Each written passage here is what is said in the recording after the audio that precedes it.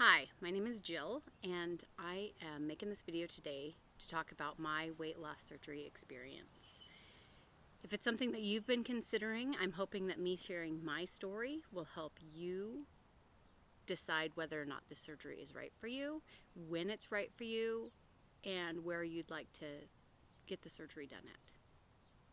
So for me, why did I choose weight loss surgery? Well, over the years, I've tried, I feel like, just about everything out there. I've tried keto. I've tried paleo, HCG, Weight Watchers, fasting, cabbage soup diet, Code Red, Whole Foods, just clean eating. I chose to have weight loss surgery this year in 2021. Some people may call it a very drastic choice. Up until this point, I had dieted for the majority of my adult life. I was either dieting or just dealing with being overweight. My average weight was, for the most part, somewhere around 200. I've gotten up as much as 230. I've gotten down, the lowest that I can recall is 182. I guess I was somewhere in the 170s maybe 10 years ago after a really bad breakup. And but that didn't last very long. And so I've gone up and down. I guess they call it yo-yo dieting, right? I get heavy and then I get a little bit less, but I was never at what they considered really a healthy weight. Even through my high school life, I had very bad eating habits. We didn't do much cooking at home. We did a lot of eating out. I did a lot of not so much fast food, but I did a lot of convenient food, gas station food, things like that. So I ate a lot of candy bars, and I ate a lot of jerky and chocolate milk and, BLTs and hamburgers and fries and all that kind of stuff. So that was pretty much my regular routine. I didn't really ever have a habit of making sure that I ate my vegetables, drink my water, really focus on the health that I was putting into my body, which led me to basically always being slightly overweight, if not obese. So in high school, I was always slightly overweight. I was always the heavier friend of everybody, but I wasn't obese. I don't recall a time in my life that I ever felt thin in my body. So I have tried over the years, I have tried Weight Watchers, HCG, the cabbage soup diet. I have tried just redirecting my health to where I'm eating whole foods, clean eating. I've done paleo, I've done keto, I've done Code Red. I'm sure that there's a lot more that I'm not thinking of. But I've done fasting, I've done, starvation, I've done, you name it. I mean, not starvation to the point of starvation, but like where I just literally would not eat for days without knowing that it's called fasting. It's just simply like getting down on myself and saying, well, I need to lose weight, so I just stop eating. So about 10 years ago was my first introduction to a weight loss surgery prospect. And that was after a friend of mine's mom had had it done some years before, and I saw her dramatic results. So I looked into options, and back then there really were very few options in the U.S. To get the surgery, unless you were very much obese, have several comorbidities, you have lots of other things going on, diabetes, arthritis, high blood pressure, cholesterol, whatever it is. And I didn't necessarily meet all those qualifications. I guess in the low weight loss world, I would be considered low BMI overweight, still in the obese category. But so I started looking into the options in Mexico, and I was pretty much convinced that was going to be the way that I go, but I never could come up with the money. So it just never happened, and then I just kind of continued on with my life, dieting and yo-yoing and all that. And then last year in 2020, I started considering the idea again. I started looking into it a little bit at night when I couldn't sleep. And then I thought, you know what, I'm going to try it again. I'm going to try Code Red. I'm going to try some keto. I'm going to do this and this and this. And I think I can do it on my own. And I just wasn't there yet where I felt like I really wanted to have the surgery, because it is something that is non-reversible, for one. And two, it is absolutely life-changing. I knew that if I had this surgery, I was going to have to change my relationship with food. The way that I thought about food, the way that I lived with food, the food choices that I made. And I thought, you know what, I still like the idea of being able to splurge when I want to splurge and diet when I want to diet and all that. So mentally, I was not ready. Then this spring came, and I was back up again. I was back up to teetering between 216 and 220. I have 4 kids in a blended family. My oldest is 24. My youngest is 4. And then we have a couple near adults in the middle there. And then we also raise our 2-year-old grandson.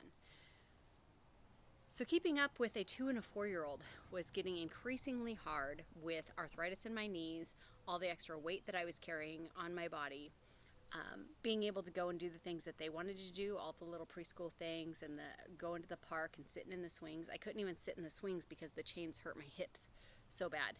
So literally when I would go to the park with them, I couldn't really participate in anything because I couldn't sit in the swings without pain, and then I was afraid to climb on any of the equipment because I knew that I was probably pushing the little weight limit on a lot of the little preschool stuff. So I felt very restricted. I felt like I was missing out on a huge part of raising my kids, and I knew it wasn't going to get any better. The older I got, I'm 45, the older I got and the heavier I got, and the fact that I wasn't working on my health. So it was nearing my birthday, my 45th birthday, and I decided that this is it. Now, I had on our vision board that I was going to be fit and healthy and all that. And my vision board is something that I try to rely on, very strong, but I never know the timing of it. So as I look at my vision board and I look at the upcoming years with my grandson and my daughter and the rest of my family and all the stuff that we could be doing if I had more energy and so on. So I said, this is it. This is the time. I'm done. I'm mentally ready to take this purge. So I did. I took the step and I started researching. So the first thing I did is I thought, I'm sure times have changed. I'm sure that there's options for me in the United States now. And so I looked around, and sure enough, I found one, a bariatric center in Las Vegas, Nevada. And I applied for that, and I was accepted, which gave me a bit of confidence because I know that there's a lot of people out there that say, you're not big enough. You're not big enough for a weight loss surgery. Well, I am. I'm big enough in the U.S. and I'm big enough in other countries. I qualify. I have arthritis. I recently found out that my cholesterol is a little bit high, and I am in the obese category. So I was approved to go to this place in Las Vegas, but it was going to be $11,000 plus all the extras. And I thought, oh my goodness, that's a lot of money. And so I started going back to looking at Mexico and comparing and researching. The first thing that I did was reach out to several acquaintances and friends of mine that have had the surgery out of country. And I got the names of their surgeons, I got the names of the surgery center, and I got what their review was. How did it go? What did they think? What would they have done different? Did they like it? Would they do it again? Would they use that surgeon again? All those questions. And then I started individually researching all that information that I just got from them. The internet is a wonderful thing, right? I put together a spreadsheet. I mean, I was thorough. I had every surgeon that people had talked about, all the surgeons that I had found on the internet that people were reviewing with high regard. And I started comparing, what did they use as a surgery center? Is it a clinic? Is it a hospital? Is it a privately owned facility? Where do you stay? In between, do you stay at a hospital? Do you stay at a hotel? Do you stay at like a home share type situation? How many nights are you gone for the surgery? I started, how do you pay for it? what is the experience like? Like, how many days in the hospital? How many days after the hospital? How many days before the hospital? What type of testing do they do before and after? What are the options for surgery? Because there's several. There's the gastric sleeve. There's the bypass. There's a mini bypass. There's like a lap band thing, and there's many others, I'm sure. And what are the expected outcomes, or the not expected but average outcomes of these surgeries? What are the complications? What are the side effects? Such as they say with bypass, a form of bypass, that generally you will not end up with any type of heartburn or GERD. With the sleeve, you could possibly end up with GERD or heartburn. So I did not currently experience much of that. On occasion, if I ate too close to bed, I would get a heartburn and acid reflux after I'd go to sleep, and I would sit up and it would just, it hurt so bad. But that was only occurring in the past year, and I wasn't really concerned of it as a chronic thing. But it was in my mind for me to think of for sure. Let's see, what else did I research? I researched the flights, the transportation. Do they pick me up from the airport and provide all my transportation the whole way, or do I need to Uber? Do I need to provide my own way across the border? What do they require to cross the border? A passport or a birth certificate? I already had my passport, so that was less of a concern. Companion. I knew that I was going to be bringing somebody with me, either my niece or my husband, and I needed to know, well, is that covered or is it not covered? There are several that it's not covered. There are several that it is. And I really dug deep and I researched for quite some time. This was a pretty big life choice for me, and I spent a significant amount of time researching all of these things. And in the end, I had narrowed it down to about 3 different surgeons. And that was my main thing. It was less about the company. It was more about the surgeon, because within each company there are multiple surgeons. Also, there's some kind of medical brokerage type things that you can contact, and generally they're a pretty reasonable price. And what they do is they figure out what your medical situation is, what complications, what comorbidities you have, things like that. And then they know the list of surgeons and clinics in the area, and then they will assign you to them. I wasn't comfortable with that. I wanted to make the decision myself. So I went directly to a surgeon at a clinic that does a private surgery center. And for me, that's what I wanted and what I felt really good about. Turns out that my surgeon that I chose was not even close to being one that anybody else I knew chose. But getting that information from the people helped me dig in so much deeper in figuring out what it was that I was looking for, because I was pretty ignorant at the beginning of the process, and I learned a lot just by doing the research itself. So there's nobody else that I know of that has used my surgeon personally. Now, of course, since I've been down there, I've met lots of ladies, and we're in little Facebook groups and all that kind of stuff. I didn't want to pick just a clinic or a company. I wanted to pick the surgeon that was going to be doing my procedure. All right, so now I've chosen who I'm going to have do my surgery. So then I thought, well, okay, so now where do I start? And when I had it narrowed down to the last 3, I began emailing them, asking questions directly, very specific questions, paying close attention to the communication style, how frequent they communicated, if I had to wait a while to get information back, and things like that, which for some people may not be an issue at all. For me, I wanted somebody who was really going to be attentive. So after emailing all 3 of those physicians, well, the facilitators or coordinators for those physicians, I was able to make my choice. And in doing that, I was able to actually have a direct FaceTime meeting with my surgeon during that elimination process. And that made me feel quite good that he took the time to see me, because it's also a choice for him. He's not going to just, I don't want a doctor that's just going to go cut open anybody.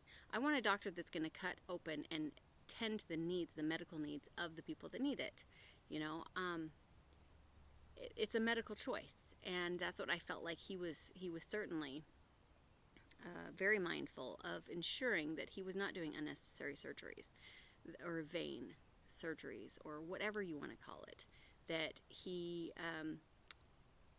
gave recommendations of what kind of surgery. Should it be the bypass? Should it be the sleeve? He gave recommendations of you know, what it is that I should be doing in prepping for the surgery, how long I should prep, what kind of things that I should be doing, things like that. So that made me feel really good. So I went ahead and made my choice, and the next step was just to book the surgery. So that process went fairly quickly. I booked the surgery and I did this on my birthday in February, and I booked it for March 25th, 2021. And then, boy, the communication just kept going and going and going. And it seemed like every day I was getting a new email with more information. And to be honest, it was great to have so much communication, but it was also very overwhelming. But it should be. It's a surgery, right? It's a life-changing surgery that involves my body, my mind, my soul, for the most part. I mean, I really have to be ready whole body for this surgery. Otherwise, it's not going to work, because it's not a magic pill. It's a tool. It is a tool. Did I even mention that I chose to get the gastric sleeve surgery? I did. So it is the least invasive, the less complicated. There's no rerouting of any innards. So what a gastric sleeve is where the surgeon goes up and removes 80%, up to 80% of my stomach. And a good surgeon would remove the portion of the stomach that holds the, I call them gremlins, but that's not the actual name for them. It's the hormones that are in the stomach that tells your brain that you're hungry. A good surgeon will ensure that part of that stomach that is removed is the part that houses the majority of those hormones. So that has been a great benefit, to not have hunger while I also have a restriction on what I can consume, or how much I can consume. So I started reading everything. I printed it all out. I made a folder. I had some fears, not so much about my surgeon or about where I was going, about going out of country to do it. That I was totally comfortable with. It's the anesthesia. It doesn't matter if I'm in Mexico or at the Mayo Clinic. I would be afraid to go under no matter what. So the anesthesia freaked me out. There were some things happening in my life that kind of made me think more about my mortality, and it kept coming up, and probably because I was hypersensitive to it. But I thought, God, what are you doing? Are you trying to tell me not to do this because that I'm not going to wake up? I was comfortable with the fact that I don't have a lot of health problems necessarily. I have not been diagnosed with diabetes. I heal fairly quick. I've never really had any trouble during child labor and healing afterwards. I've had a few surgeries and never had any complications or issues with healing, with blood, with whatever, anything. I've just always done very well. So I felt really confident that I was going to get through this surgery and be able to heal up fairly quickly. One concern that I did have was the time away that I had to spend from my kids, which I don't usually spend any time away from my kids and my grandson. So that was really difficult for me. But I, again, chose the surgeon that I felt the most comfortable with, that had basically his plan was, you come here, we do your testing, we do your surgery, we give you plenty of time to get recovered, we monitor you, we coordinate with you, and then we send you home with a plethora of information and resources to continue to stay in contact, and so on and so forth. So that was a huge relief for me. There's several down there that do it more of a resort vacation type thing, and they'll add on a day or two so that you can have the opportunity to go to the beach, go to a spa, go get massages, go get facials, the whole thing. And I thought, no, I don't want that. I just want to be able to go down, get the surgery, get to the point where they're comfortable me coming home, and then go home. That's it. By the time I made my choice, I was feeling pretty good overall, with the exception of a few hesitations, mainly with the anesthesia, just going under. That was pretty much my biggest fear, and then being away from my kids. So the doctor I chose is Dr. Francisco Zavalza from Go Light Bariatrics. He has a surgery center in Tijuana, Mexico, and he was reasonably priced for those that are concerned about the cost of things. I also contemplated whether or not I should have my gallbladder removed, because apparently 30 to 50% of people do end up with gallbladder issues. And I know my sister has had trouble, my oldest daughter has had trouble. And so I thought, you know, I'm just going to go ahead and have it out. And that was something that the doctor, my surgeon, left completely up to me. He gave me the data, he gave me the statistics, and he said, that is completely up to you. And I thought, you know, it's going to cost me $500 to have the gallbladder out now, or I can wait until I have an attack and pay tens of thousands of dollars in the US and have the attack. So I thought, you know what, I'm going to do it. I'm not going to be eating any more high fatty foods. And so I'll be managing my health and being very conscious of the things that I do eat. And if you're not familiar with what the gallbladder does, this is my little very minimal education on the function of gallbladder. But basically what it does is it stores bile from your liver and then releases it to help your body digest food. That's what it does. And so without having a gallbladder there, your body will just release bile as it releases everything else. And so you may not, you know, have extra when you need extra, or less when you don't need as much. So it's not really regulated. It's just kind of like, it just goes right through you like everything else. There were some additional fees too. I thought that maybe perhaps that heartburn that I was having was possibly a hiatal hernia, and that would be an additional $300. And so all of these things are very clearly listed out. So the surgery itself was $4,399. To have the gallbladder out was an additional $500. If I had a hiatal hernia, once he got in, he can't not fix it. It has to be fixed. That's where the stomach actually is pushing up through like the esophagus and making like a little balloon type thing, and it causes all sorts of complications, and he can't complete what he's doing without fixing that. So I thought, well, I'm just going to pretend like I do have it and know that I'm going to take that extra $300. And once he's done with his surgery, if he doesn't have to fix it, then that's $300 that I just don't have to spend. But I didn't want to get down there and have a shock of having to pay an additional $300 if that was the case. And so I just basically planned for it. And when he did the surgery, I have an additional incision right here from where he repaired that hiatal hernia. And I have not had heartburn or GERD or acid reflux or whatever you want to call it. I have not had one single symptom, although I am taking a lot of acid reducers. So additional costs besides that. So that was for those three things. So that's $5,199. Also, I had to pay for my own airline tickets and my husband's. Fortunately, I had a Chase Southwest card that I had signed up for a couple years ago, and then bought some Disney stuff when we went to Disney World and got some extra points. And so I was able to actually use the points, and I only had to pay $22.40 for the flights down from Idaho to San Diego for two of us. And then the rest was paid for in points. The way it worked out, on the day that I would be released from my surgeon in Tijuana, they would drive us back across the border, but there were no flights out that day. And so we needed to spend one night in San Diego and then get to the airport and fly out first thing in the morning. So I needed to pay for one hotel. And we did some walking around at the Gaslight District and went to Ralph's and tried to find me some broth and things like that I could consume, which was very difficult to do, by the way, and very difficult to do in the airport.